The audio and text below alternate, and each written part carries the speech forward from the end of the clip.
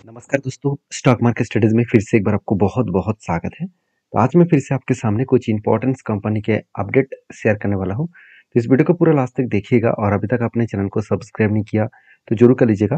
Continuously information और updates पाने के लिए चैनल के ऊपर बने रहिएगा। तो चलो देख लेते हैं कौन सा कंपनी है इस वीडियो के अंदर। फर्स्ट जो कंपनी है जिसके बारे में चर्चा करूँ उसका नाम है हैप्पीस माइंड एंड टेक्नोलॉजीज। देखिए हैप्पीस माइंड एंड टेक्नोलॉजीज के बारे में बात करूँ तो बेसिकली कंपनी एक आईटी सेक्टर कंपनी है, क्योंकि अगर मैं इसका पेयर कंपनी के बारे में बात करूँ तो company small and mid cap जो टाइप सॉफ्टवेयर कंपनी है उसके ऊपर कंपनी काम करते हैं और इसका market cap wise company ranking में 8 नंबर रैंकिंग में देखने को मिलेगा। तो बेसिकली कंपनी का मार्केट कैप करीबन 12,500 करोड़ के आसपास है। और देखा जाए तो इस कंपनी के ऊपर जो टोटल टोटल जो जो इस कंपनी की जो परफॉर्मेंस है उस हिसाब से बात किया जाए तो कंपनी के देखिए आरओसी आरओई दोनों ही ठीक है। सेल्स ग्रोथ और कंपनी का प्रॉफिट ग्रोथ भी पॉजिटिव में है और डेप्थ भी देखा जाए तो थोड़ा सा डेप्थ ज़्यादा है। बाकी कंपनी से अगर कंपेयर करूँ तो डेप्थ बहुत ज़्यादा है मुझे लगता है।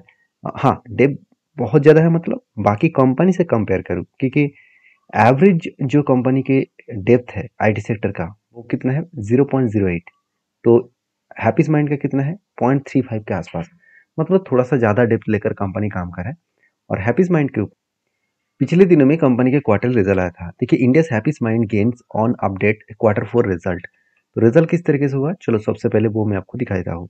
कंपनी के देखिए सेल्स के आंकड़े के बारे में बात करें तो कंपनी अच्छा खासा सेल्स दिखाया।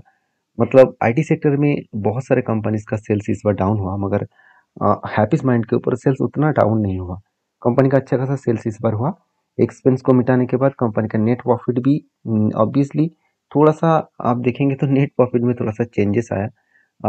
एक्चुअली ऑपरेटिंग प्रॉफिट में चेंजेस आया। तो नेट प्रॉफिट कितना हुआ आप देख सकते हैं 58 से 72 बना। क्यों? क्योंकि जो आदर्श इनकम है वो पिछले साल में 8% था, 8 करोड़ था, इस बार करीबन 38 करोड़ के आसपास हो चुके हैं। तो ओवरऑल टैक्सेस भी सेम टू सेम पेमेंट किया, जिसके चलते कंपनी का नेट प्रॉफिट यहाँ पे बढ़ चुके हैं। अर्निंग पर शेयर 3.93 रुपीज़ के आसपास से 4.73 रुपीज़ के आसपास हो चुके हैं। मतलब कंपनी की जो परफॉर्मेंस है वो बेस्ट तरीके से देखने को मिला। अभी एक पॉइंट्स को मैं जरूर आपके साथ शेयर करूंगा इस कंपनी के बारे में। एक पॉइंट्स को आपको जरूर याद रखना होगा कि कंपनी के ऊपर जो मतलब बैलेंस शीट है उसके बारे में चर्चा करूँ तो कंपनी की जो रिजर्व है वो रिजर्व के बारे में बात करूँ तो कंपनी के रिजर्व एक टाइम नेगेटिव में था, मगर आज हाईएस्ट रिजर्व है। और इस बार कंपनी अराउंड ऑलमोस्ट डबल के आसपास कंपनी के रिजर्व को ग्रोथ किया। अभी देखिए कंपनी के ऊपर इन्वेस्टर प्रोमोटर से लेकर एफएसडीएस पब्लिक हर किसी के पास आपको इन्वेस्टमेंट दिख जाएगा। हाँ, मान लेता हूँ एफएस और डीएस के पास उतना ज़्यादा होल्डिंग्स नहीं है, क्योंकि आईटी सेक्टर में एक छोटा सा आईटी सेक्टर कंपनी है तो ज़्यादा से ज़्यादा रिस्क वो लोग नहीं लेना चाहते हैं। तो बेसिकली कंपनी के ऊपर जो टेक्निकली चार्ट पैटर्न बना है उसके ऊपर बात करें तो कंपनी के ऊपर एक रेंज बेसिस एक ट्रेड बना था। रेंज बेसिस का मतलब क्या है, आप देखेंगे तो यहाँ पे एक रेंज बना था और वो भी 22% के आसपास।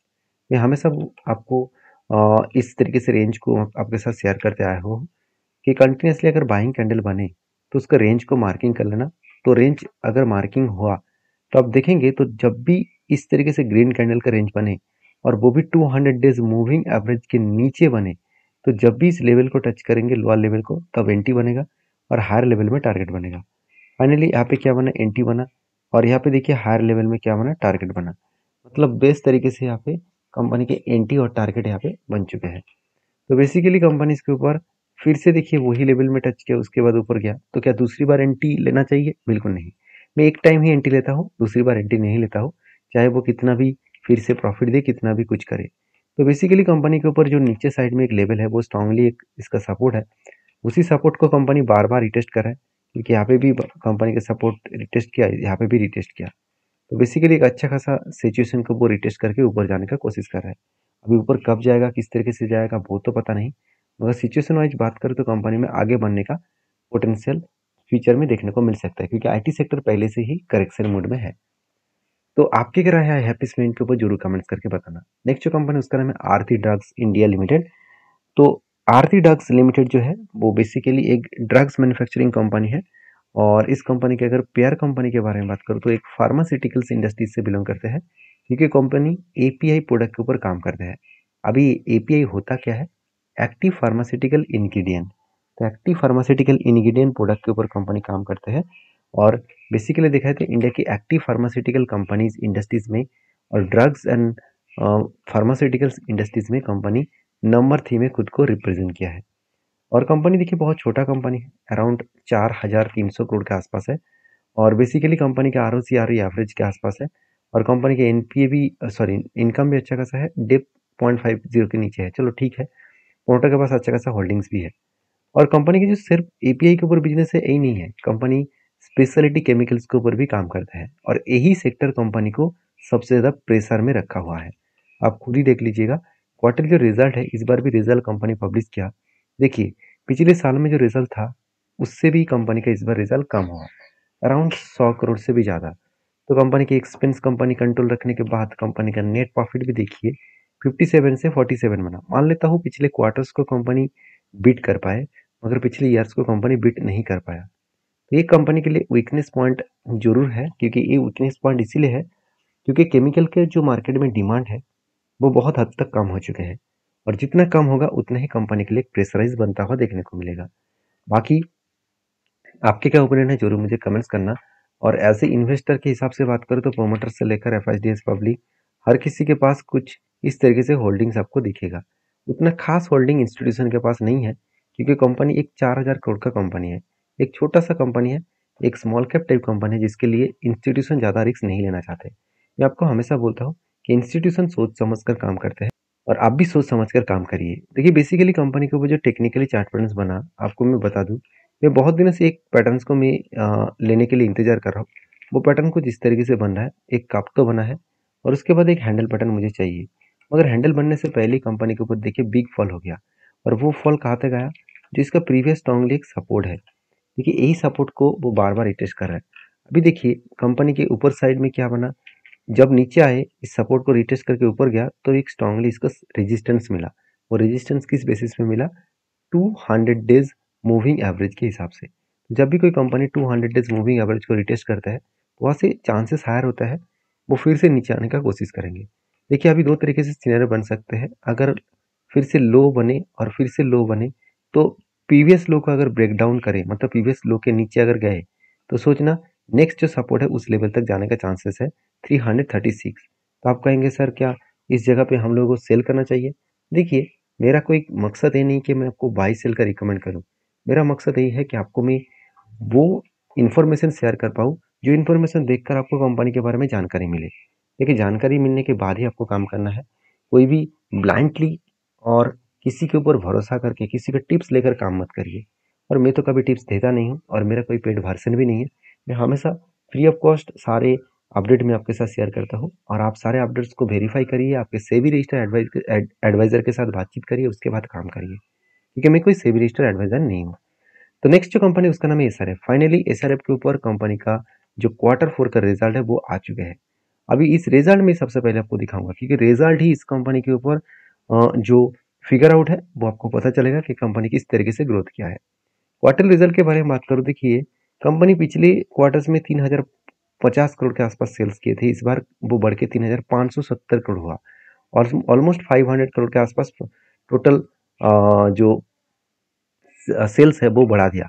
मगर हुआ कुछ उल्टा कि company year of year basis में कंपनी का सेल्स जो था उसको बीट नहीं कर पाया। देखिए हमेशा एक एस्टीमेट किया जाता है किसी भी बिजनेस स्टार्ट करने से पहले, और एस्टीमेट को बीट करना बहुत जरूरी है। मगर यहाँ पे हुआ क्या, कंपनी की जो सेल्स का ग्रोथ है उस सेल्स के ग्रोथ के हिसाब से जो एस्टीमेट है उस एस्टीमेट को कंपनी क्या किया यहाँ पे बीट नहीं कर पाए। और इस बात को सामने रखते हुए, इस बात को सामने समझते हुए मैं जरूर कहूँगा कंपनी की जो एस्टीमेट है उस एस्टीमेट को कंपनी को बीट करना चाहिए था। इस एस्टीमेट को कंपनी को बीट करना चाहिए था। अगर बीट कर पाए तो कंपनी के ऊपर अच्छा खासा जर्नी देखने को मिल सकता था, मगर हुआ कुछ उल्टा, बीट नहीं कर पाए, कंपनी का प्रॉफिट मार्जिन भी कम हो गया। मान लेते हो कंपनी पिछले क्वार्टर से ज़्यादा प्रॉफिट किया, फिर इस प्रॉफिट कहाँ से आया, कंपनी की जो टोटल सेल्स है उससे कंपनी की एक्सपेंस कम हुआ, जिसके चलते प्रॉफिट मार्जिन बढ़ गया। मगर पिछले सालों को तो बीट नहीं कर पाया, जिसके चलते शेयर में एक बिग फॉल देखने को मिला। अगर इस के चार्ट पैटर्न को ओपन करूँ तो पिछले दिनों में एक बिग फॉल देखने को मिला था, सर यही कारण की वजह से। मैं बार बार आपको ये सारे पॉइंट्स में इसीलिए ऑब्जर्व कराता हूँ क्योंकि देखिए मार्केट जो है, हम लोग सोचते हैं कि मार्केट में हम लोग हमेशा बाई करने के बाद ही वो शेयर रॉकेट बनेगा, ऐसे बिल्कुल नहीं। अगर कोई शेयर बाय करने के बाद गिर रहा है तो आपको इसको देखकर टेंशन भी नहीं लेना है कि कंपनी बेकार कंपनी है, क्योंकि हर कोई कंपनी का अलग अलग रूल्स होते हैं। तो बेसिकली कंपनी के ऊपर जो टेक्निकली चार्ट पैटर्न बना है, शोल्डर कम हेड कम शोल्डर बना है, सॉरी, पहले शोल्डर बना, फिर से एक शोल्डर बना, फिर से एक बिग हेड बना, अभी एक छोटा सा शोल्डर बनने के मैं इंतजार कर रहा हूँ। अगर शोल्डर पैटर्न क्रिएट करके ब्रेकआउट करे तो एक बड़ा धमाका यहाँ पे बन सकता है। तो फिलहाल के लिए इस कंपनी के ऊपर मेरा जो राय है वो मैं आपके साथ शेयर किया हूँ। आपकी क्या राय है मुझे जरूर कमेंट्स करके बता सकते हैं। तो नेक्स्ट जो कंपनी है उसके नाम है केपीआई ग्रीन एनर्जी लिमिटेड। देखिए, बहुत दिनों के बाद कंपनी के ऊपर एक बहुत बड़ा अनाउंसमेंट मैनेजमेंट लेने जा रहा है, क्योंकि इसका फेस वैल्यू 10 रुपये है। आज तक कंपनी ने स्प्लिट नहीं किया, तो कंपनी बता रहा है कि इसका स्प्लिट जल्द से जल्द लेके आने वाला है। अभी देखिए, दो तरीके से स्प्लिट मिल सकते हैं, एक के बदले 5 शेयर मिल सकते हैं और एक के बदले 10 शेयर भी मिल सकते हैं। ये अपडेट अभी तक मैनेजमेंट ने नहीं दिया, सिर्फ यही बताया कि कंपनी जल्द से जल्द स्प्लिट लेके आने वाला है। तो शायद इसीलिए कंपनी लगातार हाई करते चले जा रहा है। और आपके क्या ओपिनियन है इस कंपनी के ऊपर, जरूर मुझे कमेंट्स करके बताना। वीडियो में जानकारी अगर अच्छा मिले तो प्लीज़ लाइक करना। मिलते हैं नेक्स्ट वीडियो में, तब तक के लिए धन्यवाद।